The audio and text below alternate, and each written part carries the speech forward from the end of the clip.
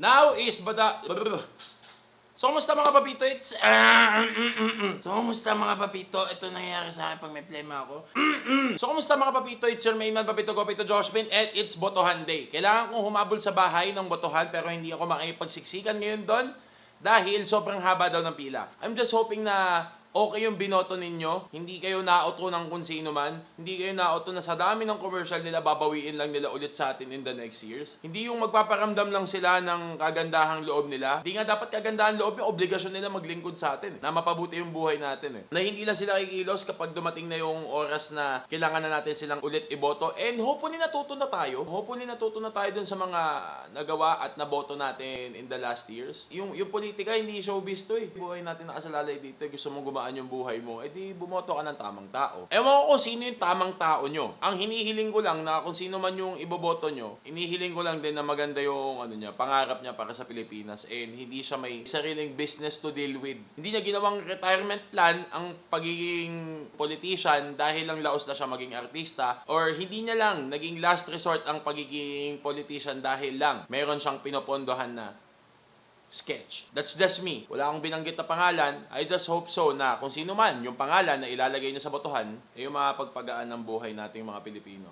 Kung pagagaanin ko yung buhay ko, kailangan ko magligpit. It's been going on for like 4 days. And kinakatok na ako, Josh, magligpit ka na. Eddie G. The Bluetooth device is ready to pair.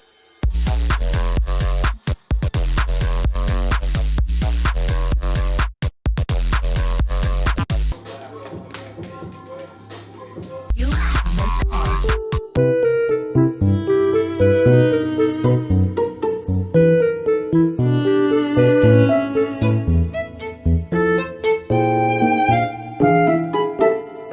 Breakfast is ready! I have a confession to make. Hindi ako nakaboto kahapon. Naabutan ako ng cut-off. The consequence of it will be, well, una sa Pilipinas, pangalawa, wala akong karapatan mag-grant ng kahit anong political stand ko kasi hindi naman ako bumoto. Magpo-post din sana ako kahapon, and this thing happened right here. Nangyari yan kahapon. Yan, nangyari yan.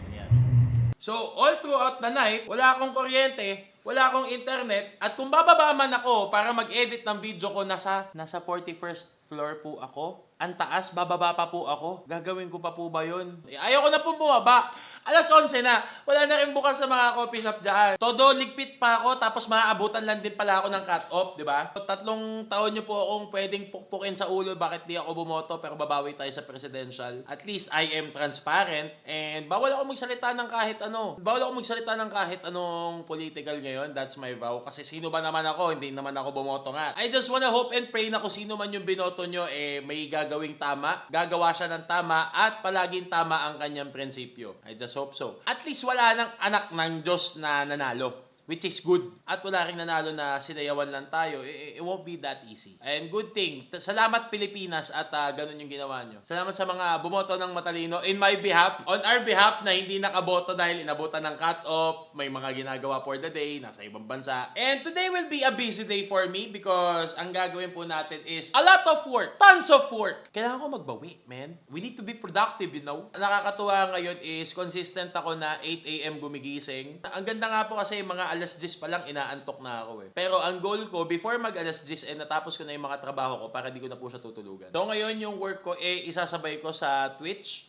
para at least may mga ka-co-work ako, and yan, sabay kayo sa trip ko. Ito din pala yung aking Twitch. So punta din kayo dyan. I'm not sure if everyday mag-work stream ako, pero that's what I'll try to do. So mga papito, ang ginagawa po natin ngayon nag-e-edit at the same time nag-i-stream po tayo. Pinagsasabay na po natin, and I've been streaming for like 5 hours na. O hindi ko man na pinakita sa inyo yung process ng ginagawa ko ngayon. Nothing here that you need to see.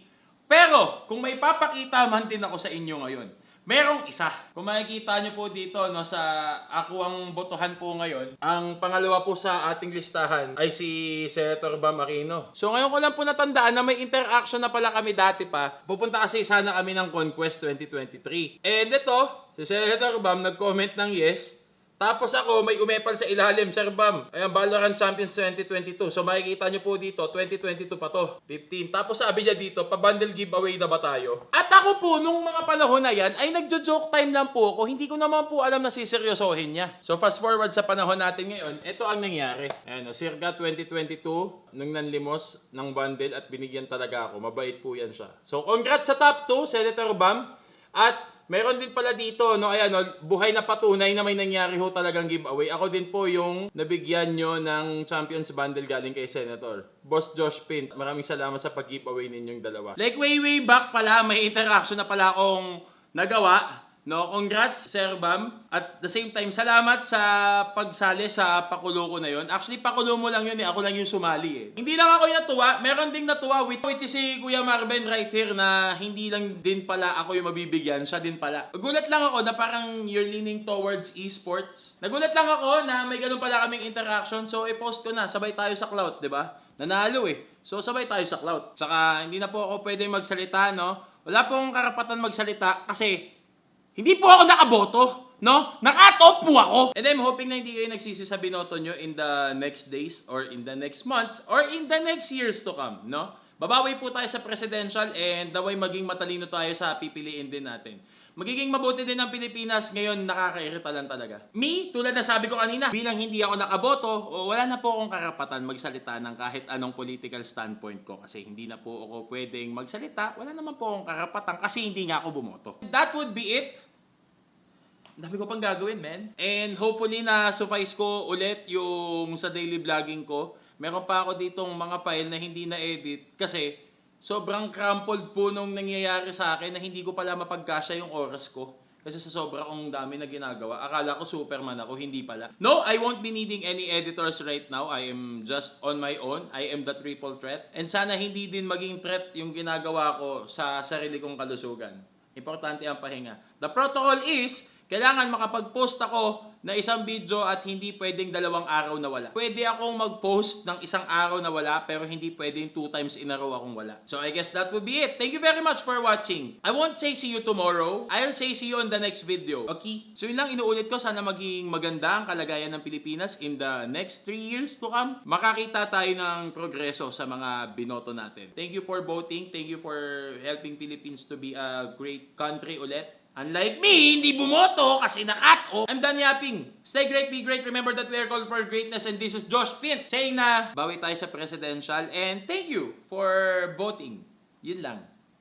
Bounce. Bounce. And bilang outro, ito nga pala yung time-lapse ng aking stream.